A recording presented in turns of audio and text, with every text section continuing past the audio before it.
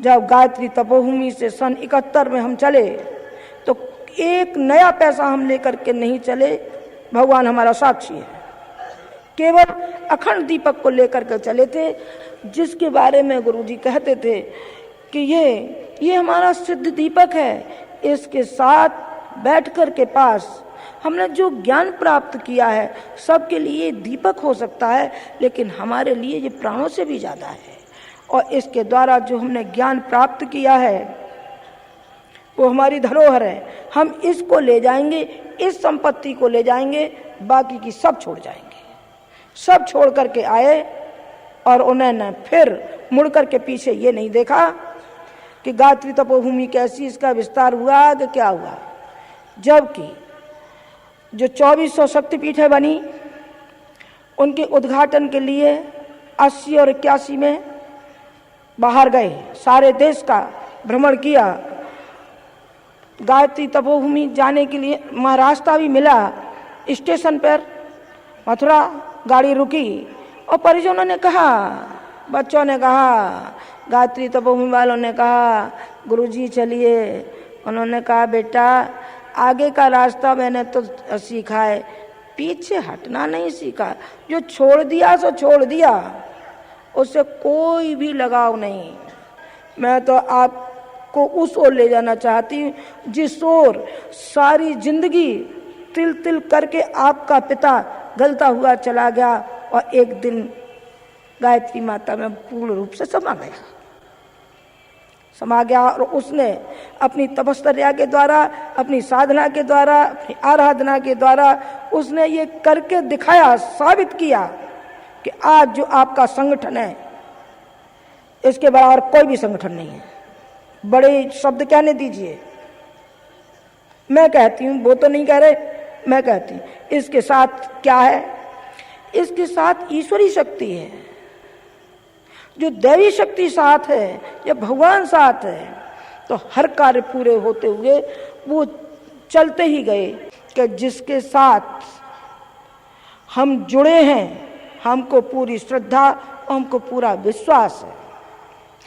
तस से मस हमारी श्रद्धा नहीं हो सकती है तो हमारा कार्य क्यों पूरा नहीं होगा। उनका कार्य अपने आप पूरा कराएंगे और हो रहा है, होता कैसा शानदार हो रहा है। जो भी आंदोलन पूरे होते रहे हैं उसमें भगवान की शक्ति होती है, उनके साथ गायत्री माता, उनका गुरु उनके साथ है। इसलिए वो बढ़ते ही कदम आगे बढ़ते चले गए। जिनको विश्वास नहीं होता उनकी उपासना कभी भी फलीभूत नहीं होती। चाहे तो आप सोमवार का व्रत करो और चाहे आप मंगल का व्रत करो, चाहे शंकर जी के ऊपर आप आक के पत्ते और धतूरा कुछ भी उनको खिलाया हो, पर आपके आक के पत्तों से और धतूरों से शंकर जी प्रसन्न होने वाले नहीं हैं, आचरण से प्रसन्न होंगे। शंकर जैसा धैर्यवान परोपकारी, जिसने दूसरों के हित के लिए जहर समुद्र मंथन में से अनेक रत्न निकलते हुए चले गए, लेकिन उसमें गरल भी था, उसमें विष था, और वो विश्व के हित के लिए उन्होंने उस विष को स्वयं धारण किया। क्या वो हिम्मत और वो साहस है क्या? नहीं साहब, हम तो केवल वो धतूरा खिलाएंगे शंकर जी को और शंकर जी प्रसन्न हुए और उनकी झोली में से निकाल के लाए जो भी माल मता है। सो बेटा बहुत चालाक है, शंकर जी बहुत चालाक है, बहुत होशियार हैं। चालाक नहीं, होशियार बहुत हैं। धोखा देना चाहते हैं आप शंकर जी को, धोखा मत दीजिए, उनसे शिक्षा लीजिए। जो चंद्रमा है वो शीतलता का प्रतीक है। क्या इतनी आपके अंदर शीतलता है क्या? ज्ञान की गंगा जो धारा बह रही है, जो अनवरत बहती चली जाती है, क्या ये कभी देखा कि अभी लड़कों ने गाया सारा का सारा वो गुरुजी पे लागू होता है कि उन्होंने सारी जिंदगी ज्ञान की गंगा बहाने के लिए उन्होंने अपनी कलम को माँ समझा, अपना आराध्य समझा।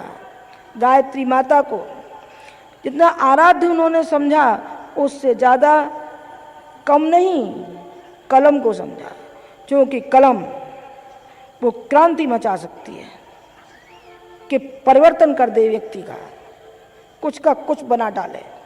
जो नार की जिंदगी जी रहे थे वो आज ये अनुभव करते हैं कि हमको ऐसी दिशा मिली, जिनको उनके दर्शन नहीं मिले वो आज भी रोते बिलखते चले आते हैं। अभी एक लड़का आया अमेरिका का, वो लिपट के रोने लगा, तो पहले तो मैं कुछ कहने लगी, मैंने बेटा रहने दे, गुरुजी साथ हैं। तो ऐसा कैसे समझता है कि गुरुजी साथ नहीं हो, वास्तव में है ही, वास्तव में ये समझते हैं कि हम गुरुजी से जुड़े हैं, माताजी से जुड़े हैं, हम मिशन का अंग हैं। तो आपको कुछ त्याग करना पड़ेगा, त्याग की कसौटी है। हमने हर अपने जो परिजन हैं उनको त्याग का पाठ पढ़ाया है कि आप त्याग करिए थोड़ा सा। काहे का त्याग करें? मानव मात्र की सेवा के लिए, उपासना के लिए समय निकालिए और साधना के लिए अपने व्यक्तित्व का परिष्कार करिए। जहाँ तक है वहीं की वहीं बने हुए, क्यों आगे बढ़ना नहीं सीखे? विनोबा भावे ने 80 भाषाएं पढ़ी और आप जहाँ की तहाँ वैसे के वैसे ही हैं, क्यों नहीं आगे? विद्या को आपने ऐसे कैसे समझ लिया है? आपका मस्तिष्क, आपका हृदय की ऊंचाई बढ़नी चाहिए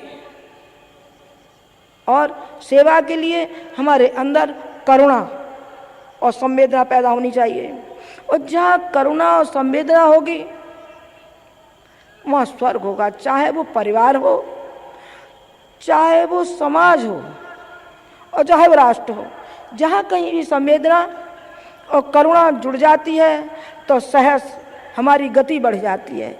अभी जो आपकी 1 महीने से जो आप लोग हैं यहाँ और या अभी भी आए हैं, इतनी कठिनाइयाँ आई हैं आपके सामने कि क्या क्या आंदोलन चल रहे हैं और किस किस तरीके से कठिनाइयों का सामना करते हुए आप आए हैं। जो गाड़ी 24 घंटे में आवे सो वो 48 और 60 61 घंटे में आए हैं आप।